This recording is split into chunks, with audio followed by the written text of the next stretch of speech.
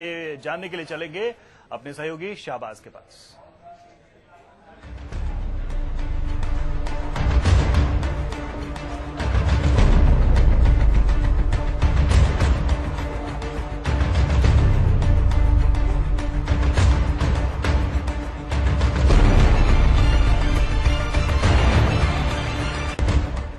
बिल्कुल, तो साफ तौर पर लगातार हमारी कवरेज जारी है। इलेक्शन मतलब ईटीवी, और ये बात एक बार फिर से साबित हो गई है क्योंकि सुबह से ही लगातार ईटीवी की कवरेज जारी है और उसमें हमने आपको पल पल का वो अपडेट दिया है।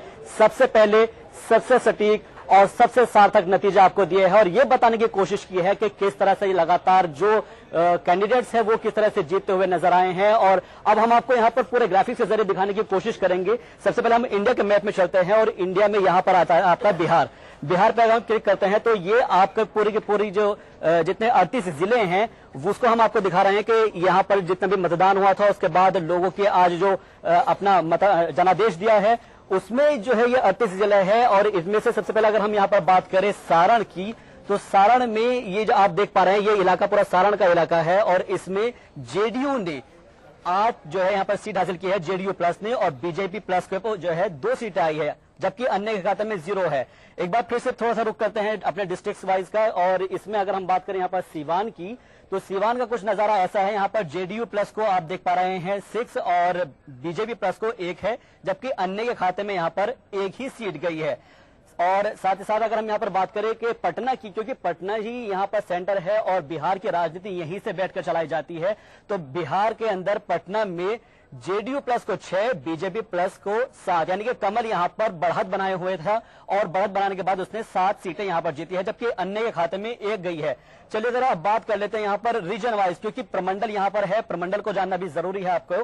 तो यहाँ पर जो 9 प्रमंडल है उन प्रमंडलों के अंदर हम अगर पटना की बात करें तो ये पटना प्रमंडल आता है और इसमें जेडीयू प्लस को 28 सीटें मिली है, जबकि बीजेपी प्लस को 14 सीटें मिली है। इसके अलावा जो 1 है वो अन्य के खाते में गए हैं। ये रीजन की हम बात कर रहे हैं। और इसके अलावा अगर हम मुंगेर की बात करें, मुंगेर रीजन के अंदर 20 सीटें जेडीयू प्लस के पास आई है और महज 2 पर ही कमल खिल पाया, यानी कि जो बीजेपी है बीजेपी प्लस उनके पास सिर्फ 2 सीटें गई है, अन्यों का खाता बिल्कुल नहीं खुल पाया है। टोटल जो इस रीजन में 22 सीटें आती है।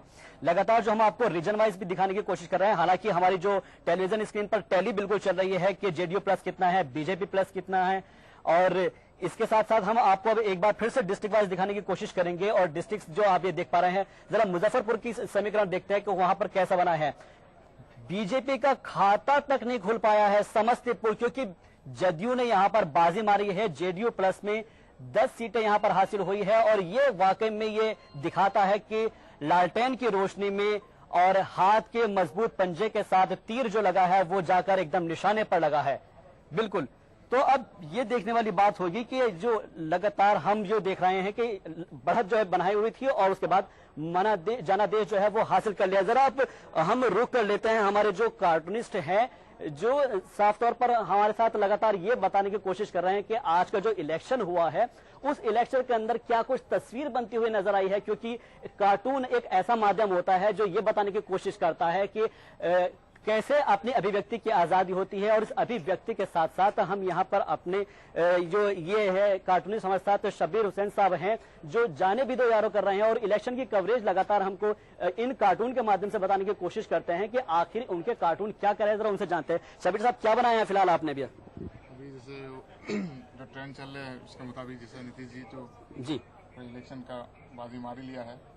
और रिसेंटली जो लास्ट फेज का इलेक्शन हुआ था, अमित जी ने बताया था कि मैं 8 तारीख को बोलूंगा, तो उसी के ऊपर ही मेरा वो है कि 8 तारीख है, कुछ बोलिएगा क्या?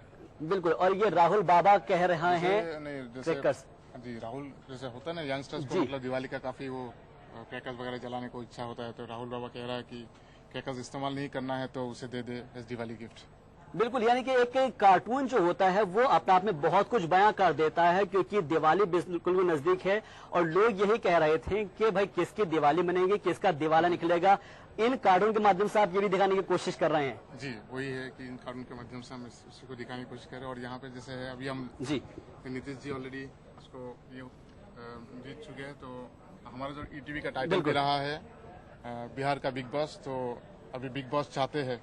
बिल्कुल, जी देखिएगा, शब्बीर साहब बहुत बिल्कुल साफ तौर पर ये कह रहे नजर आए थे और उन्होंने ये कहा है कि बिग बॉस चाहते हैं कि आप लगातार हमेशा बिग बॉस को देखते रहते हैं और बिग बॉस देखने के बाद आपके वो एक आवाज जरूर आती होगी कि बिग बॉस चाहते हैं। तो ये देखना में होगा कि अब बिग बॉस क्या चाहते हैं और बिग बॉस जो चाहेंगे अब बिहार में वो ही होगा। एक छोटे से ब्रेक लाइन रखना होगा, फौरन हाजिर होंगे कुछ और खबरों के साथ।